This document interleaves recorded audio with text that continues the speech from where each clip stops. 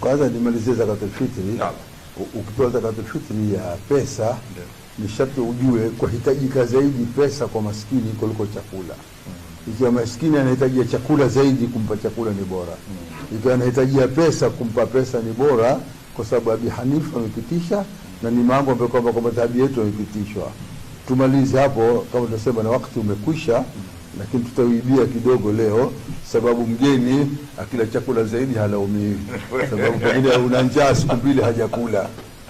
Swali la mwisho nataka kuswali Eid. Ndugu yetu kutoka Kenya anataka kujua vipi Mtume akiswali Eid.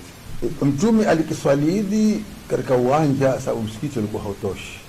Na kwa mahali penye Masjid al-Ghamama mpaka leo. Lakini katika misikiti mingine kama Kuba, msikiti wa Maka, alikiweka swala ndani ya msikiti. Kwa sababu ulama wamesema ikiwa msikiti utatosha kuswali msikitini ni uzuri, sababu Mtume aliacha kwa sababu. Ikiwa msikiti hautoshi, basi wataswali uwanjani, kwa sababu mwenye kuswali msikitini hana makosa, mwenye kuswali uwanjani hana makosa. Lakini msikiti sasa kumeshikwa. Hata leo Maka na Madina kuna swali msikitini hivi. Hata tukadai sitofuata Saudia, hapo hatufuati. Manake Maka na Madina na takriban Saudia mzima paswali hapo maanjani ni kidogo kuliko paswali hapo msikitini. Ni kuangalia wa dharuratu tukaddaru biqadriha.